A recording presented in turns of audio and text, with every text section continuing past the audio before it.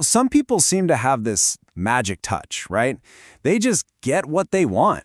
But what if I told you it's not magic at all? What if it's a science? A science you can actually learn. That's exactly what we're diving into. We're going to decode the science of influence and figure out how you can connect with people, get your point across, and do it in a way that feels right. All right, so here's what we've got lined up. We'll start with the art of influence, then get into the two core human drives behind everything. After that, we'll look at the pyramid of needs, a kind of roadmap to motivation. Then the fun part, unlocking your own charisma. And we'll wrap up with your first actionable move. Okay, let's jump right in. Section 1, the art of influence. Seriously, have you ever wondered how some people just effortlessly get what they want? Is it just dumb luck? Are they born with some kind of magnetic personality? Or is there something deeper at play? You know the type I'm talking about. They walk into a room, they connect with everyone, they land the job, they lead the team, they just close the deal. So what's their secret? Well, the answer might surprise you. A lot of these ideas come from a book called Get People to Do What You Want. And what makes this book absolutely fascinating is who wrote it. We're talking about former military interrogators, Gregory Hartley and Maryann Karinch. I mean, these are people who had to master influence in the most high-stakes situations imaginable. And their big takeaway? It's not magic, it's not a gift, it's a skill. It's a science built on predictable human behavior. Okay, so if it's a science, what's the formula? What's the main principle?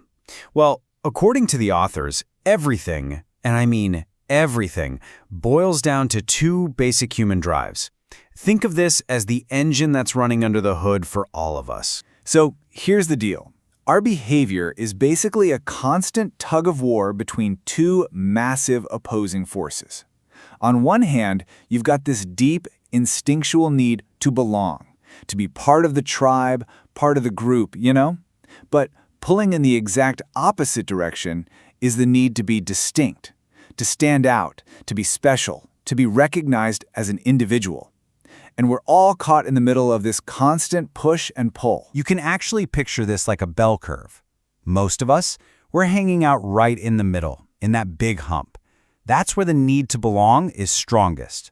It's safe in the herd, right? But then, way out on the edges, you have the outliers. These are the folks driven by that need for distinction.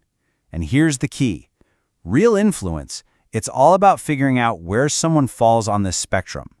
Are they trying to fit in, or are they trying to stand out? Okay, that's great in theory, but how do you actually figure that out?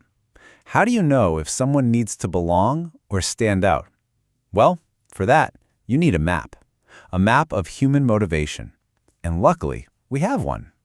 It's a pyramid. Yeah, you've probably seen this one before, right? It's Maslow's hierarchy of needs.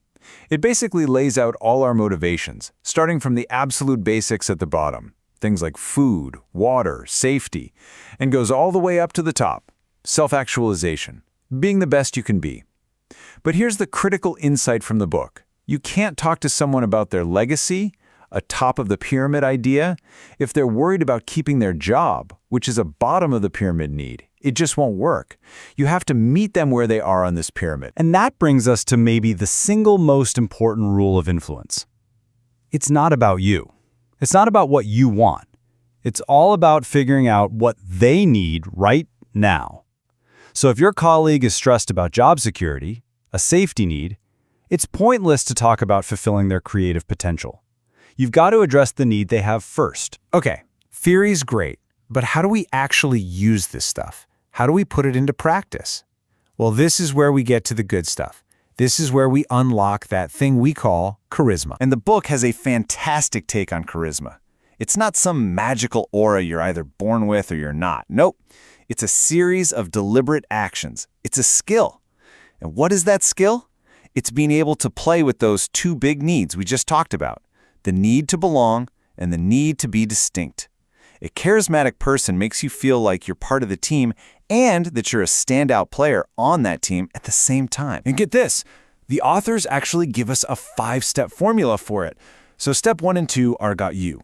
Clarify what value you bring to the table, and then find the right time and place to offer it. Okay, simple enough. But then, once you've got their attention, Steps 3, 4, and 5 are all about them.